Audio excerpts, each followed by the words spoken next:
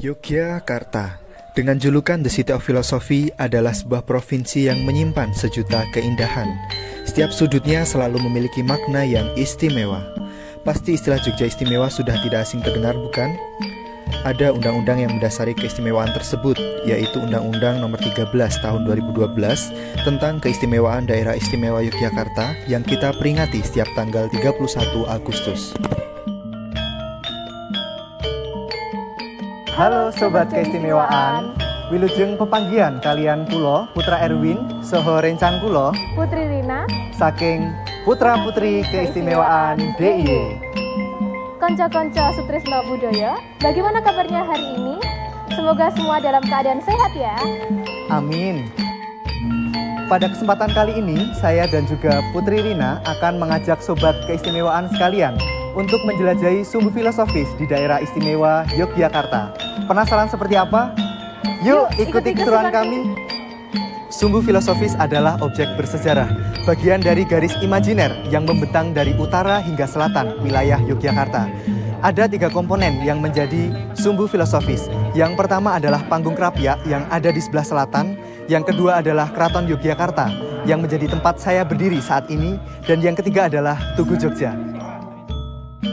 Cara membaca sumbu filosofis dibagi menjadi 2. Cara yang pertama adalah dari Panggung Krapyak menuju ke Keraton Yogyakarta dengan istilah Sangkaning Dumadi. Dan cara yang kedua dari Tugu Jogja menuju Keraton Yogyakarta dengan istilah Paraning Dumadi. Sangkan Paraning Dumadi adalah istilah Jawa yang menggambarkan perjalanan hidup manusia dari lahir sampai dengan kembali kepada Tuhan Yang Maha Esa. Komponen yang pertama adalah Panggung Krapyak. Panggung Krapyak atau yang disebut dengan istilah lain yaitu Kandang Menjangan adalah sebuah bangunan tempat peristirahatan Raja Yogyakarta beserta para prajuritnya ketika lelah dalam berburu.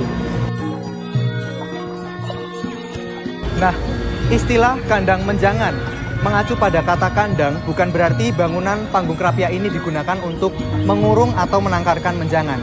Akan tetapi dahulu lingkungan sekitar Panggung Krapyak atau Kandang Menjangan ini merupakan sebuah hutan yang banyak menjangan.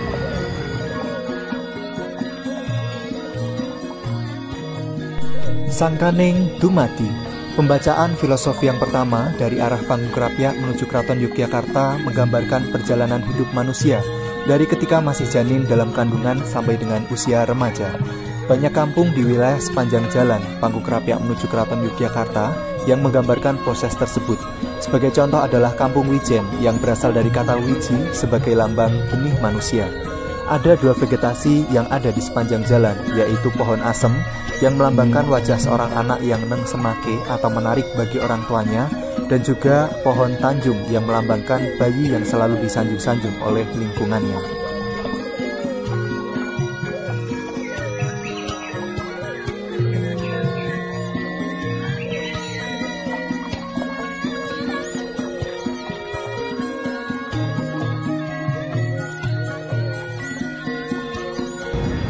Komponen yang kedua yaitu Tugu Jogja.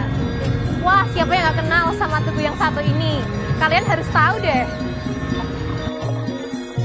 Tugu Jogja dibangun pada tahun 1755 oleh Sri Sultan Hamengkubuwono I. Tugu Jogja ini menggambarkan manunggaling kawula Gusti, di mana semangat persatuan antara rakyat dan penguasa untuk melawan penjajah. Semangat persatuan atau yang disebut golong gilik tergambar jelas pada bangunan tugu. Tiangnya berbentuk gilik dan puncaknya berbentuk golong, hingga akhirnya dinamakan Tugu Golong Gilik.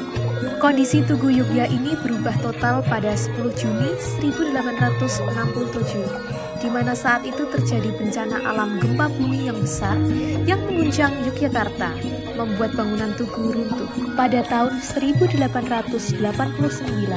keadaan Tugu benar-benar berubah saat pemerintahan Belanda merenovasi seluruh bangunan Tugu.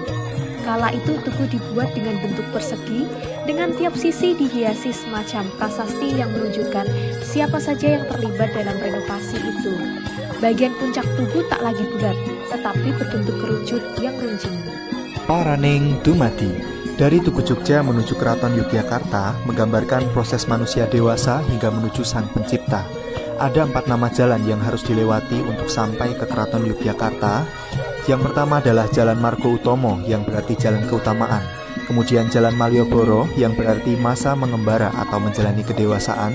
Jalan Margomulyo yang berarti jalan kemuliaan. Dan yang terakhir Jalan Panguraan yang berarti waktunya mengusir hawa nafsu untuk menuju Sang Pencipta, yang digambarkan oleh alun-alun utara sebagai padang mahsyarnya.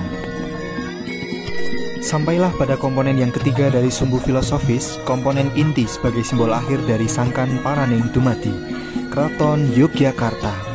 Sebuah kerajaan besar dari semula Mataram Islam yang terbagi menjadi 4, yaitu Kasunanan Surakarta dan Kadipaten Mangkunegaran yang ada di Surakarta, serta Kasultanan Yogyakarta dan Kadipaten Pakualaman di Yogyakarta. Keraton Yogyakarta dipimpin oleh seorang raja dengan nama besar Sri Sultan Hamengkubuwono.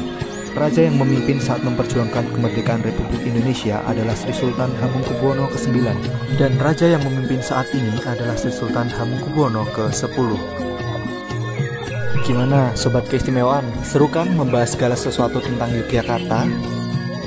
Demikian virtual tour sumbu filosofis Daerah Istimewa Yogyakarta pada kesempatan kali ini. Sugeng mengeti dinten keistimewaan Ngayogyakarta Hadiningrat ingkang kaping 11. Sugeng mengeti keistimewaan Yogyakarta ingkang kaping 11. Wilujeng mengeti dinten keistimewaan ingkang kaping 11. Mugi-mugi tansah mangke sae jawabane. Heureux anniversaire pour la région spéciale de Yogyakarta, 11e anniversaire. Putra-putri keistimewaan DIY, cakap, cakep, cakap untuk keistimewaan.